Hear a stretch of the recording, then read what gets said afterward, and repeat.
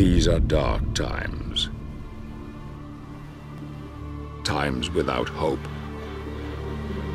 Ik zit hier naast de belangrijke man achter de game Castlevania Lords of Shadow. Ik ga hem een paar vragen stellen, maar eerst laat ik hem even zichzelf introduceren. Can you introduce yourself? Hi, my name is Richard Jones. I'm the product manager for Castlevania Lords of Shadow. Yeah, everybody knows Castlevania. It goes way back on the Nintendo 8-bit and stuff in 2D. I love the games. Can you tell us what's different with this Castlevania and the 2D ones? And also the 3D ones that were out a few years ago and that weren't that good, in my opinion. Okay, so yeah, you're right. Castlevania is a very long-standing series. I think it's been 27 years now, if my maths is correct. And during that time, you know, it has changed. It has evolved from 8-bit, 16-bit, in which time it was, you know, a very simple action platform game. Yeah. Then obviously, you know, it evolved into the Metroidvania type of exploration, a bit more RPG. Yeah. So Castlevania has always been evolving. It's an evolving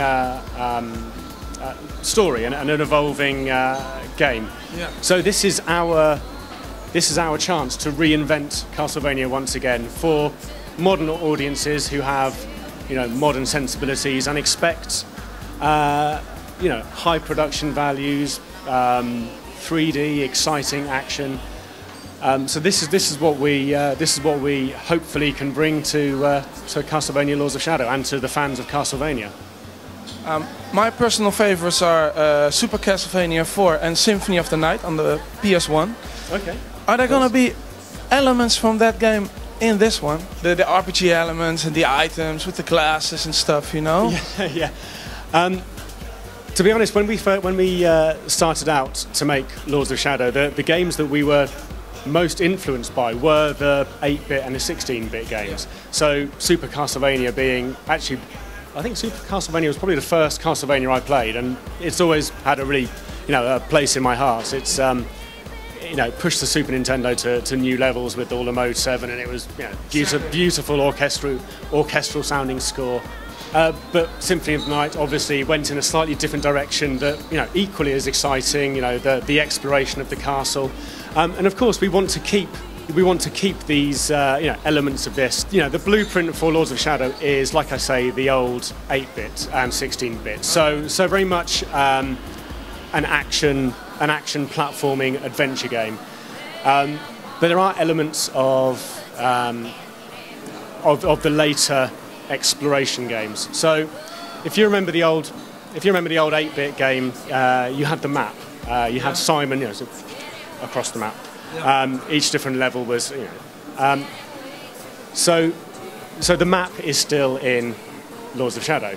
So, you know, it is a linear story. You are Gabriel Belmont. You are trying to find the elements of the God Mask in order to bring back your murdered wife.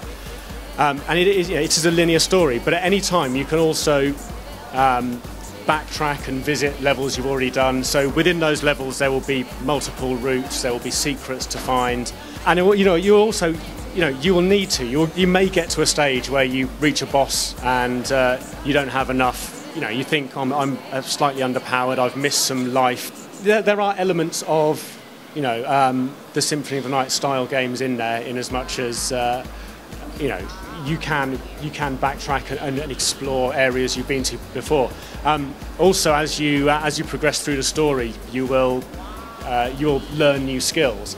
Okay. So early on in levels, you might get to a section and you can't access this part of the level, and it'll say, "Come back later when you have, you know, when your skills are improved." Yeah. You know, so later on, you get this new improved skill, and you go, "I remember there was something back there," so you can go back, access the new level, open up secrets and new areas. Okay, so it's not a straight-up action game. It's exploring and platforming and everything. Very much an action platform adventure. There is a very, very deep combat system in there, but there's also a platforming, lots of platforming that we're very, very proud of, where the platforming works. There is exploration. There is puzzle solving. So, you know, this is an epic game in every sense of the word. Cool. And how long will it take to finish the game for the player? For an average to good player, we reckon probably about 20 hours. So, for an action platform adventure game, that's an epic game. That is to go from, to play the story from beginning to end. Those people that, like I say, want to go back and find all the secrets and uncover everything, add another 2, 3, 4 hours on top of that. So yeah, it's a big game. And when can we expect Lords of Shadow? It's pretty soon, right? Yeah. It'll be in the shops at the beginning of October. So October the 7th, I believe.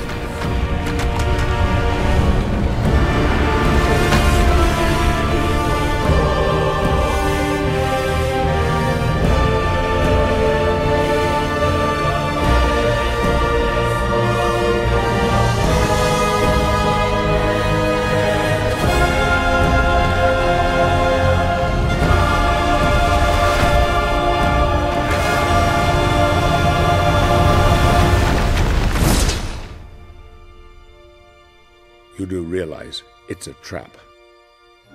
I know, but still, I must go.